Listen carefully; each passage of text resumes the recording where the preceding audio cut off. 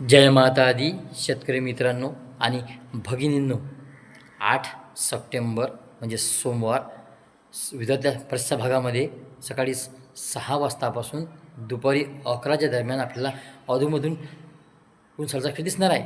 पण आपल्याला सकाळी 7 वाजतापासूनच काहीसे ढगत राहणार आहे आकाशगंगेवर. पण आपल्याला सकाळी 7 वाजतापासून 8, 9, 10 असे अधूनमधून सूर्यदर्शन दिसत जाणार आहे, लक्षात घ्या. आणि सकाळी 6 ते दुपारी 12, दुपारी 12 ते संध्याकाळी 6च्या दरम्यान अधूनमधून सूर्यदर्शन तर आहेच.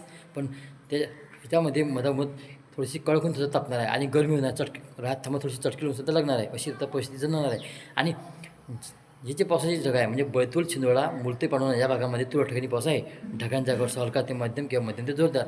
आणि आपल्या अमरावती, नागपूर जिल्ह्यातसुद्धा एक पाऊस भागवत पडणार आहे. पाऊस ठीक नसणार आहे आता. पण जास्तीत जास्त ऊन खेळ आणि दिवसभर गरमी, हलकीशी हवा. आणि संध्याकाळी 6 ते रात्री 12, रात्री 12 ते पहाटे 6च्या दरम्यान क्वचितच एक दुसऱ्या ठिकाणी, जास्त पाऊस रात्री नाहीच. पण आता अशी परिस्थिती जाणार आहे. आणि आपले शेतीतले कामं आहेत हे बिंदास करा. तणनाशक मारा, आपल्या मोसंबी, संत्रा, झाडं फवारणीचं काम करा.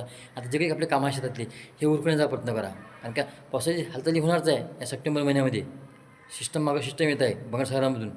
सध्या त्या जे माणसाची ट्रॅफिक आहे सध्या म्हणजे उत्तरेकडून पूर्व दिशेकडे सरकले गेली आहे. त्याच्यामुळे आता पावसाचं वितरण थोडं कमी झालं आहे.